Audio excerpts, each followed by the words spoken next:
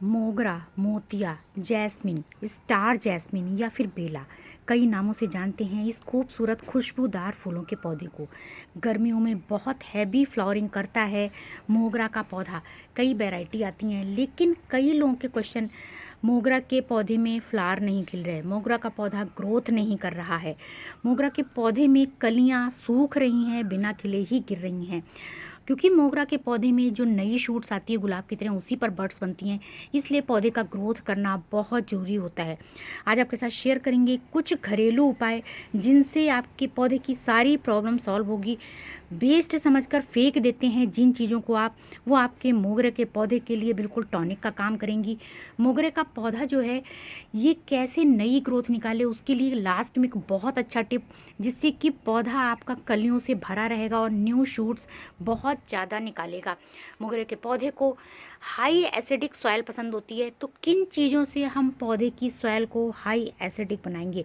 अगर पौधे की सॉइल एसिडिक नहीं है तो पौधा जो है उसकी रूट्स मिट्टी से कोई भी फर्टिलाइज़र नहीं लेती हैं। चाहे आप कितनी भी फर्टिलाइज़र पौधे में डालिए, मिट्टी में डालिए, कोई भी फर्टिलाइज़र रूट्स नहीं लेती हैं अगर सॉइल एसिडिक नहीं है। बहुत कम फ्लावरिंग प्लांट्स ऐसे होते हैं जिनको एल्कलाइन सॉइल पसंद होती है। अधिकतर सारे पौधों को जो है बहुत ही हाई एसिडिक सॉइल पसंद होती है। मोगरा के पौधे को जो एसिडिक सॉइल पसंद है उसको, वो उसका जो लेवल है वो 6.5 से 7.5 पीएच के बीच में होना चाहिए। अगर इस पीएच की मिट्टी है तो आपका मोगरा का पौधा ग्रोथ करेगा, वरना मोगरे के पौधे की ग्रोथ रुक जाएगी। तो आपको अपने मोगरे के पौधे को कम से कम 4 से 5 घंटे की धूप में रखना बहुत ज़रूरी है। शॉवरिंग कराना बहुत ज़रूरी है। इसके साथ ही पौधे की मिट्टी को एसिडिक बनाना ज़रूरी है। अगर आप मिट्टी को एसिडिक नहीं बनाएंगे, क्योंकि जितना हम पानी मिट्टी में डालते हैं पौधे की मिट्टी एल्कलाइन हो जाती है, इसलिए पौधे की मिट्टी को एसिडिक बनाना ज़रूरी है। तो सबसे पहले आप इसको, जो टिप है, जो आप फ्री की चीज़ आप अपने मोगरे के पौधे को देंगे एसिडिक बनाने के लिए, वो है, देखिए, ये चाय की पत्ती। आपको 15 दिनों में 2 चम्मच ये चाय की पत्ती, 2 चम्मच चाय की पत्ती जो है, ये वेस्ट चाय की पत्ती है जो यूज़ करने के बाद हम उसको धोकर सुखा कर रख लेते हैं, तो इसको आप 2 चम्मच डाल सकते हैं। अगर आप फ्रेश चाय की पत्ती यूज़ कर रहे हैं तो उसको केवल आप 1 चम्मच ही डालेंगे। फ्रेश चाय की पत्ती को ध्यान रखें, आप 2 चम्मच नहीं डालिए। जो चाय बनाने के बाद अगर आप उसमें अदरक डालते हैं या चीनी डालते हैं तो अदरक के टुकड़े निकाल दीजिए। चीनी डालते हैं तो उसको कम से कम 5 से 6 बार धोइए और तेज़ धूप में सुखा लीजिए। इस तरीके के सूखने के बाद देखिए निकलेगी चाय की पत्ती।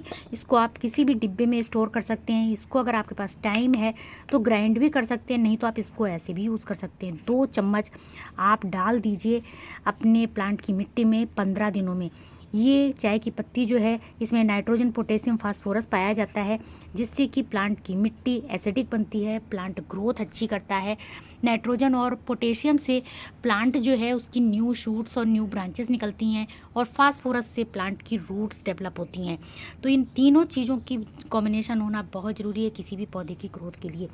दूसरी चीज़ है जो आपके पौधे के लिए बहुत ज़रूरी है, अगर चाय की पत्ती ना आप यूज़ करें तो आप कॉफ़ी पाउडर यूज़ कर सकते हैं। 1 चम्मच कॉफ़ी पाउडर को 1 गिलास पानी में घोल कर 15 दिन में अगर आप अपने पौधे को देंगे, बारी बारी से भी दे सकते हैं, एक बार चाय की पत्ती दीजिए, एक बार कॉफ़ी पाउडर दीजिए। दोनों चीज़ें ही प्लांट की मिट्टी को एसिडिक बनाती हैं, जिससे कि प्लांट की ग्रोथ बहुत अच्छी होती है। और तीसरा है ये नींबू। ये नींबू जो है, यूज़ नींबू, नींबू को आपको लेना है, यूज़ नींबू। एक नींबू को अगर आप 1 गिलास पानी में 24 घंटे के लिए मिक्स करके रख दीजिए, उसमें 1 गिलास पानी और मिक्स करके आप अपने प्लांट की मिट्टी में महीने में 1 बार दे सकते हैं। नहीं तो आपको दूसरा काम एक ये भी कर सकते हैं, आप आधा नींबू लीजिए और इसकी मिट्टी में नींबू को दबा दीजिए।